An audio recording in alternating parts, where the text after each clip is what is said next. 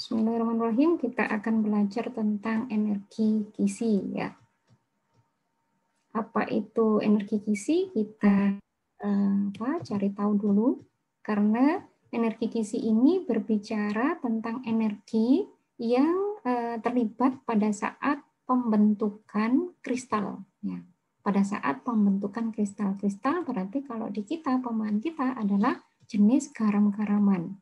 Garam-garaman berarti di situ akan ada kation dan anion. Kita nanti akan pelajari dulu apakah energi gizi, apakah ikatan ion, sehingga mudah-mudahan menjadi paham dibandingkan dengan energi ikatan sebelumnya ya. Kita sebelumnya sudah belajar tentang energi ikatan, sementara sekarang kita akan belajar tentang energi gizi. Nah, kita coba ada kaitannya di mana sih energi gizi, kemudian ikatan ionik. Nah, ikatan ionik atau heteropolar merupakan bentuk ikatan yang paling sederhana. Hal ini terjadi antara elemen-elemen elektropositif dan elektronegatif. Jadi, kalau dikatakan heteropolar, apa sih heteropolar? Kita punya senyawaan polar. Polar itu berarti pengkutupan. Dan pengkutupan biasanya hanya di satu kutub saja. Tapi kalau di heteropolar berarti di sana ada hingga 2 kutub. Nah, kutub itu apa sih maksudnya? Kutub-kutub ini maksudnya adalah muatannya. Muatannya positif, muatannya negatif. Ini elemen-elemennya disebut elektropositif dan elektronegatif. Nah, suatu bentuk sederhana dari ikatan ionik adalah ikatan antara ion sodium positif dan ion negatif klorin dalam sodium klorida. Maksudnya NaCl ya. Ini contoh yang paling dianggap paling sederhana. Atom Na energi ionisasi yang rendah sehingga mudah kehilangan elektron, dan atom klorin mempunyai afinitas elektron yang kuat atau tinggi. Ya, apa ini maksudnya? Jadi energi ionisasi rendah. Energi ionisasi tahu yaitu energi untuk terbentuknya ion. Dimaksudkan rendah berarti dia bahasa lainnya adalah Na ini mudah membentuk ion. Itu ya. Jadi istilah natrium energi ionisasinya rendah. Berarti di sana dia untuk membentuk Na+ mudah. Kan energi yang rendah. Energi yang misalnya kerjakan soal yang mudah terlebih dahulu. Kenapa begitu? Karena energi untuk mengerjakannya paling rendah. Maka dikerjakan yang mudah dulu. Kalau yang dikerjakan yang sulit dulu, ya kita kehabisan energi yang mudah tadi itu jadinya belum dikerjakan. Jadi di sini ionisasinya rendah, maksudnya bukan kemudian tidak bisa membentuk ion, bukan, justru lebih mudah sekali terbentuk ion menjadi Na positif. Kemudian ini ya, sehingga dia mudah kehilangan elektron. Jadi kalau Na berubah menjadi Na, perhatikan di sini, Na berubah menjadi Na+, maka dia telah kehilangan elektronnya. Ya. Sementara di sini ada atom klorin. Tahu atom klorin ya? Atom klorin berarti kalau dikatakan atom klorin dia belum bermuatan, kan atom. Kalau sudah bermuatan namanya ion. Itu hati-hati untuk memahami ya. Kalau ion berarti pasti muatan. Kalau atom berarti tidak bermuatan. Nah, pada klorin mempunyai afinitas elektron yang kuat atau tinggi. Nah, afinitas itu kemampuan menarik elektron. Kuat sekali, maka dia mempunyai kecenderungan untuk menarik elektron atau dia mempunyai kecenderungan yang kuat untuk menerima elektron. Nah, sehingga kemudian kita buat begini. Ingat soal ini reaksi ini mudah familiar ya, tetapi jangan sampai kita yang orang kimia kemudian menganggap ketika kita menambahkan NaCl di dalam, ini saya sering kali menyampaikan karena biar tidak salah kaprah orang kimia ketika menaburkan garam di dalam masakan menganggap bahwa nanti di dalam masakan itu mudah sekali membentuk Na+ dan Cl-. Kenapa begitu?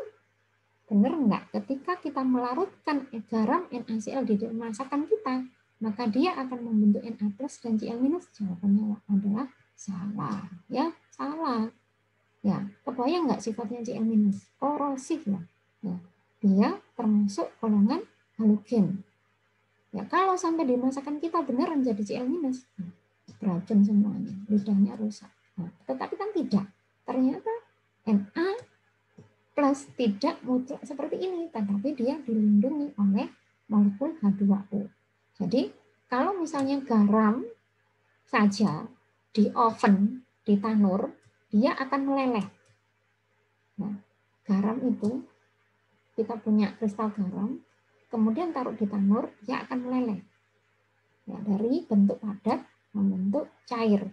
Nah, ketika lelehan garam itu, itulah baru menjadi Na plus sendiri, Cl minus sendiri. Ya, itu ya. Ingat-ingat yang sampai kemudian ayo kita tambahkan, kita membuat larutan Na plus dan Cl minus dengan cara melarutkan garam di dalam air. Tidak benar. Karena nanti lidahnya pasti akan rusak kena ini Cl minus. Karena sifatnya Cl minus sudah tahu. Ya, sudah tahu bahwa ini apa? Ya, ini adalah korosif. Belum lagi Na. Tahu logam Na. Logam Na itu dianggap logam yang empuk, bisa diiris. Jadi Na ini yang sendirian ini. Ketika dia ketemu air, sifatnya seperti apa? Eksplosif. Ya. Jadi tidak mungkin ini kita membuat atau mereaksikannya di dapur kita, bisa terjadi ledakan. Na, kemudian garam Na, tambahkan air, meledak. Benar. Cari tahu ya.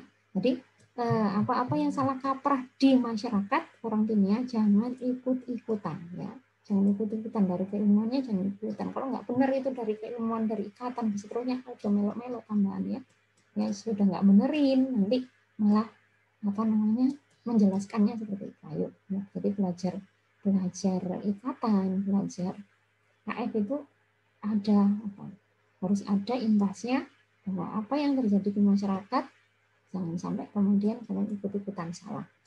Nah, oke, kemudian kita antara inti. Jadi tiap tadi itu atom Na, atom Cl punya masing-masing punya inti atom. Ya, inti atom. Kalau dia belum kehilangan atau menerima elektron, dia akan menjadi Na saja dan Cl saja. Tetapi ketika dia kehilangan elektronnya, dia akan menjadi Na+. Dan ketika dia menerima elektron atau afinitas elektronnya tinggi, dia akan menjadi Cl-. Nah, ketika dia berinteraksi, ini tadi ya interaksi tadi didekatkan. Ya namanya dia muatannya berlawanan, pasti tarik menarik. Tetapi apakah adem ayem saja, tidak ada gaya lain? Pasti ada ya. Jadi ada gaya lain yang kemudian nanti kita hitung sebagai kolom. Jadi ini misalnya, jadi membentuk Na plus dan Cl minus mereaksikan membentuk NaCl. Nah, kalian harus ingat. Ini, wah Bu, salah apa enggak Bu? Itu misalnya begitu. Na plus kalau Cl minus tadi Ibu bilang ada di tanur, kemudian membuat NaCl itu adalah dengan cara tanur, berarti kan mahal. Ya memang kalau dari bahannya adalah logam Na dan Cl minus, tapi Masya Allah ya kan, Masya Allah laut itu begitu kaya NaCl, tinggal diuapkan saja airnya tanpa diubah menjadi Na+, itu tanpa diubah Cl-, itu kita sudah bisa mendapatkan garam. Gitu ya. Jadi energi kisi ini, reaksi ini bukan pada sayur sop kita yang dikasih garam, ataupun di laut kita ada begini. Nggak mungkin. Karena kalau beneran laut kita ada Na+ dan Cl-, ya masuk laut kakinya sudah akan ganti kulit ya. Nah, gitu Cl itu bagaimana di lab kalau ketetesan, ya kan melepuh. Gitu. Tidak, di laut kita tidak begini, reaksinya tidak begini, tetapi hanya garam yang larut di dalam air. Setelah itu kalau kepingin mendapatkan kristal garamnya, airnya tinggal diuapkan. Kalau sudah menguap, dapatlah garamnya. Jadi reaksi ini tidak ada di laut kita maupun di sayuran kita. Oke, gitu ya. Nah, kita cari energi kisi ini. Nah, membentuk ini dari reaksi awal, dari logamnya ditambah atom Cl, kemudian membentuk Na+ dan Cl-, kemudian menjadi NaCl, inilah nanti yang akan menghasilkan energi gizi. Di situ letak di mana apakah yang dimaksud energi gizi, mudah-mudahan kalian akhirnya menjadi lebih. Nah, sekarang kita sambil ke tentang hubungan antara ikatan ion, kemudian energi ionisasi, dan nanti kita ke energi gizi. Nah, kita tentang ikatan ion ya, ionik berarti ya kan. Ikatan ion adalah ikatan yang terjadi antara ion positif dan ion negatif yang saling tarik-menarik setelah terjadi serah terima elektron. Nah, kemudian untuk terbentuknya ikatan ion, kita coba lihat di gambar ini. Ini ya, tadi kan kita sudah lihat pada slide sebelumnya ya. Pada slide sebelumnya itu tadi kita sudah lihat bahwa Na ya, Na itu kemudian dengan konfigurasi elektronnya dia harus berubah terlebih dahulu menjadi Na+. Ya, perhatikan yang di sini bahwa dia Na ini harus berubah terlebih dahulu membentuk Na+. Ketika plus berarti dia kehilangan elektron, maka ukuran atomnya akan menjadi lebih kecil.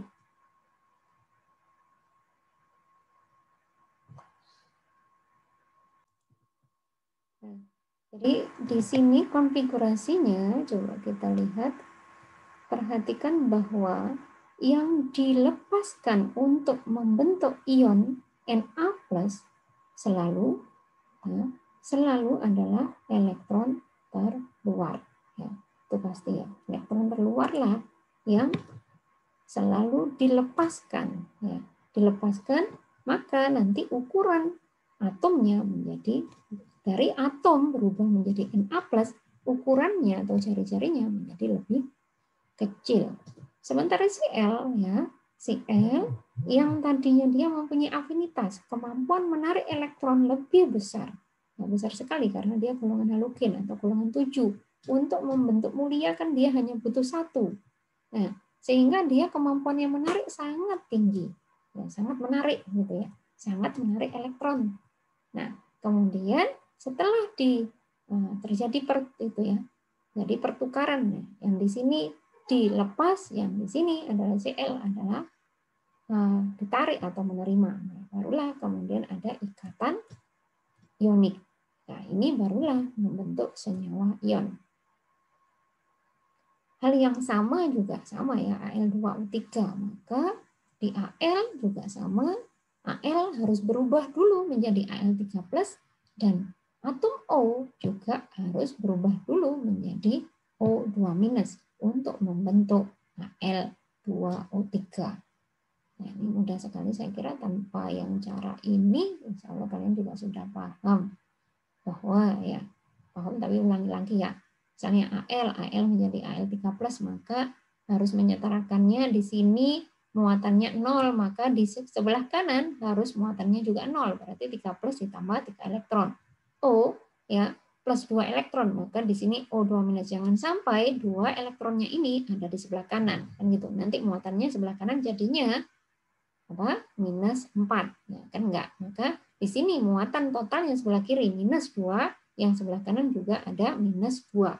Sehingga kalau digabungkan atau direaksikan akan ya, maka harus sama, kanan kiri harus sama, maka perkaliannya ini boleh ya dengan angka yang berbeda, asalkan nantinya persamaan itu ada bagian yang dihilangkan ya.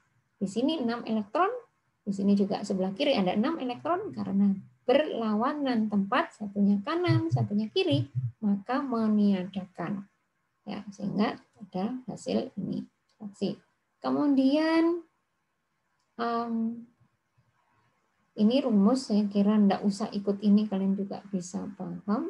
Ya, bisa paham, enggak harus menghafalkan ini juga, bisa paham, nanti ditata ulang bisa. Maksudnya apa ini di sini?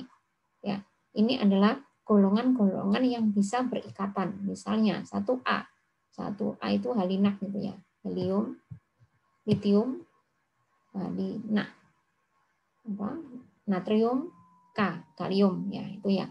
Nah ini semuanya mudah sekali untuk melepaskan elektron terluarnya sehingga menjadi muatannya +1. Golongan 2, ya, pasti ini akan mengikuti 2 di sini ada 2 di sini, 2 + 3 demikian. Tapi tidak kemudian seterusnya pada mulai 4 karena kenapa? Batasannya kan 8. 8 kalau 4 jadi bingung kan gitu. Tidak ion lagi, misalnya CH4 bukan ion lagi karena dia antara untuk ideal itu butuh 4, kalau kemudian melepas 4 juga kesulitan. Misalnya ini mulai golongan 5, 6 dan 7 ya. Ini afinitas, dianggap yang sebelah sini adalah pasangannya atau afinitasnya dari yang golongan 1A, 2A, 3A. Di sini kita sebut sebagai kation, yang di sebelah ini mulai 5A, 6A, 7A kita sebut sebagai anion ya. Nanti dipasangkan, kalian harus menemukan ini ya biar pas nanti muatannya biar 0, maka ini angka-angka di bawahnya ini bisa dihitung ya. Kemudian sekarang adalah energi kisi atau U adalah energi yang terlibat dalam pembentukan 1 mol senyawa ion dari ion-ionnya dalam keadaan gas. Jadi ini definisi untuk energi kisi. Ingat ini di sini adalah pembentukan 1 mol senyawa ion dari ion-ionnya. Ya, harus dari ion-ionnya. Nggak boleh kemudian Na atom tanpa menjadi Na+, kemudian Cl, ya, Cl2 bentuk gas tanpa berubah dulu, ya, berubah dulu langsung kemudian ini ya Cl2 nanti harus berubah menjadi Cl, kemudian berubah dulu menjadi Cl-, baru kemudian bergabunglah bertemu Na+. Jadi kalau sama-sama tidak bermuatan, misalnya Na-nya belum bermuatan, Cl-nya belum bermuatan, tidak mungkin kemudian bereaksi atau berikatan, gitu ya. Yang nggak bermuatan ya diam-diaman, ya kan, tidak ada saling tarik menarik, tidak ada. Gitu. Nah ini adalah disebut sebagai lingkaran von Haber, ya. Ini menunjukkan, dia menjelaskan bahwa harus melalui proses ionisasi dulu, ya. Maksudnya ionisasi terion, ya, membentuk ion dulu baru kemudian berikatan. Nah, di sini baru kemudian muncullah yang disebut dengan energi kisi, ya. Di sini ada beberapa istilah. S itu adalah sublimasi, ada perubahan, ya. Sublimasi di sini adalah perubahan fase dari ion Na+-nya itu berbentuk gas, yang semula Na itu solid berbentuk padat, maka terjadilah sublimasi, menyublim. Menyublim itu dari padat membentuk gas. Kemudian ionisasi, ya disebut I. Ionisasi berarti dari belum berbentuk ion, kemudian membentuk ion. Kemudian disosiasi pemutusan, ya, penguraian, yaitu misalnya dari di sini adalah Cl2 membentuk Cl, itu adalah disosiasi. Kemudian kalau afinitas elektron atau disimbolkan A, maka ini maksudnya apa? Adalah afinitas menerima elektron dari misalnya Cl gas membentuk Cl-, sebelumnya tidak bermuatan membentuk muatan negatif. Inilah yang disebut energi yang dibutuhkan disebut energi afinitas elektron. Nah, kemudian di sini ada tentang senyawa ion NaCl berdasarkan lingkaran von Haber tadi. Oke. Kalau pembentukan, entalpi adalah energi yang menyertai pembentukan 1 mol senyawa langsung dari unsur-unsurnya. Oke.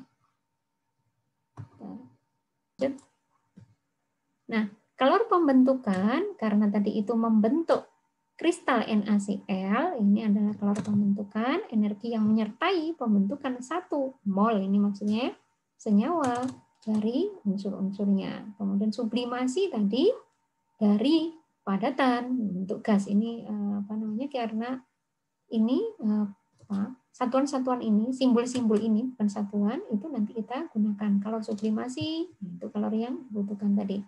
Ionisasi, energi ionisasi berarti di sana terion ya. Na berarti nanti ini menjadi Na plus. Ini plusnya ini bukan di datar begini, plusnya di bagian atas membentuk kation Na. Dari Na yang tidak bermuatan membentuk kation Na. Kemudian disosiasi, tadi sudah saya jelaskan bahwa sama-sama fasenya, tetapi di sana ada penguraian dari bentuk Cl2 membentuk 2 atom Cl. Afinitas juga sudah tadi dari tidak bermuatan, karena afinitas itu menarik elektron, menerima elektron, maka dari Cl membentuk Cl-. Nah, kemudian berdasarkan hukum Hess, kita membuat hubungan ke 6 energi. Tadi 6 ternyata ya. Energi yang terlibat dalam pembentukan ion NaCl berdasarkan lingkaran Born-Haber, tadi lingkaran tadi itu, ternyata delta H sama dengan S plus I plus setengah dari disosiasi plus A plus U. U adalah energi kisi, S tadi sublimasi, I tadi apa? Ionisasi, D-nya disosiasi, A-nya afinitas. Oke. Kita ke contoh soal. Contoh soalnya langsung kita ambilkan yang ada di PPT yang sudah kalian yang sudah dibantu oleh teman-teman. Ini adalah contoh soal kita mau menghitung energi senyawa ionik NaF. Berapakah energi senyawa ionik untuk NaF apabila diketahui jari-jari dari Na? Ya, Na plus diketahui jarinya masing-masing, jari-jarinya. Na plusnya diketahui, F minusnya diketahui, kemudian konstanta Mondelung. Ya, nanti langsung aja ke contoh soal tentang konstanta Mondelung. Konstanta Mondelung untuk NaCl sudah diketahui juga, serta eksponen Born untuk neon 7 dan Ar adalah 9. Nah, yang diketahui kita tuliskan bahwa tadi ada konstanta Mondelung, ada jumlah partikel, ya, N adalah jumlah partikel, kemudian muatan masing-masing, kemudian N kecil adalah harga rata-rata eksponen. Ya, jadi tadi 7 plus 9, 16, kalau rata-rata berarti 16 dibagi 2 dapat 8. Nah, R masing-masing juga kita tuliskan. Oke, kemudian muatannya, ya ini adalah tetapan, ya, E0 ini adalah tetapan, kemudian E kuadrat juga tetapan jumlah partikel. Kemudian, oke, yang harga eksponen Born untuk neon sama dengan untuk Na+, sedangkan untuk argon sama dengan untuk F-. Kita diminta untuk menghitung energinya, maka Na tadi itu sudah kita dapatkan tadi bahwa ini rumusnya, ya. Rumusnya yang bagian ini hampir sama dengan 4pi R kuadrat ya, jangan gitu ya. Nah, ini R-nya, R tadi itu kan kita punya jika didekatkan, oke. Kenapa sih R0-nya adalah ini? Tadi kita sudah tunjukkan bahwa 2 lingkaran dan jarak antar inti atom. Ya. Jadi R0 ini adalah jarak antar inti atom. Berarti kalau F dan NaF tadi ya, Na plus F didekatkan berarti antar inti atom Na dan F didekatkan, maka didapatkan nilai R ini. Oke. Kemudian semua satuannya juga kita harus samakan ya. Ini tinggal dimasukkan saja. Tadi N ini adalah rata-rata tadi 8. 4pi E0-nya juga sudah diketahui kan, jadi sudah diketahui semua, tinggal dimasukkan. Kemudian kalau yang bagian ini hampir sama seperti tadi yang kita bahas. Li plus dan Cl minus membentuk LiCl. Gas-gas membentuk solid. Delta H sublimasi, berarti sublimasi berarti dari padat membentuk gas ya. Delta H sublimasi Li sebesar ini disosiasi ya. Setengah D plus RT ya, Cl2 itu sebesar ini kemudian punyanya Li, punya JL, juga energinya masing-masing juga sudah diketahui. Delta H sublimasi LiCl juga ada. Maka kita tadi yang bersama entalpi sama dengan delta H sublimasi. Ya, ini mungkin ada perbedaan simbol. Ada EA. Oke. EA ini adalah apa ini tadi? Kalau punyanya anion berarti adalah afinitas elektron ya.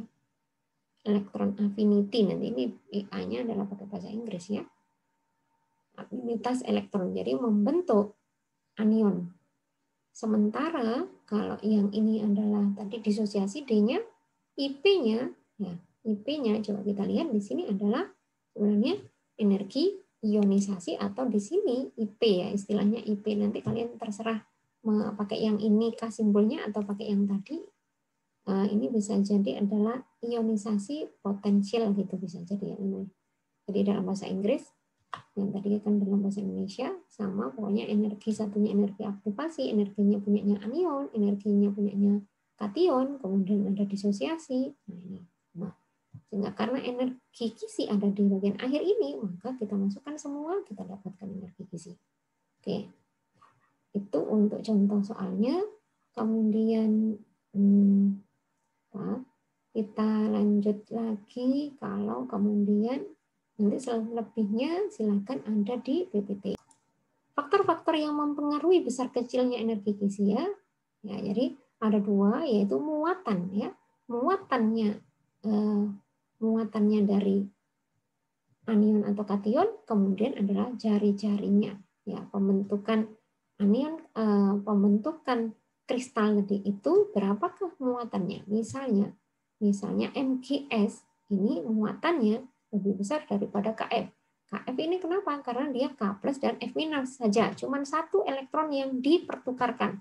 Sementara pada MgS dia ini adalah Mg2 plus dan S2 minus. Berarti ada 2 elektron yang dipertukarkan.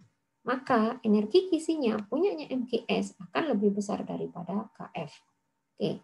Sementara kalau hubungannya dengan jari-jari, ya, dengan jari-jari yang paling kecil akan mempunyai energi kisi yang lebih besar. Ini contohnya adalah misalnya adalah kalian kalau misalnya di rumah diawasi oleh orang tua, jarak kalian dengan orang tua dekat atau radiusnya pendek, maka tarikan orang tua, ikatan dengan orang tua kuat. Tetapi kalau kalian berada di luar kota yang radiusnya itu jauh, maka tarikan dengan orang tua menjadi lebih kecil. Maka jari-jari berbanding terbalik dengan besarnya energi kisi, gitu ya. Nah, kemudian untuk tentang yang tadi, maka ada diminta apa namanya? Jadi di contoh-contoh soal itu, siapakah yang lebih besar? Ya, mengapa CaCl2 memiliki energi kisi yang lebih besar dari KBr yang tadi ya? Karena muatannya di sini ada 2, di sini hanya ada 1 yang dipertukarkan. Di sini ada 2 elektron yang dipertukarkan. Oke, di berikutnya saya percepat. Mempunyai energi kisi terbesar. Dan manakah? Jika dilihat dari jari-jari ionnya. Kalau bilang terbesar berarti kita cari mana ya gitu ya. Mana yang mempunyai jari-jari paling kecil. Itulah nanti dia yang mempunyai energi kisi paling besar. Insya Allah cukup.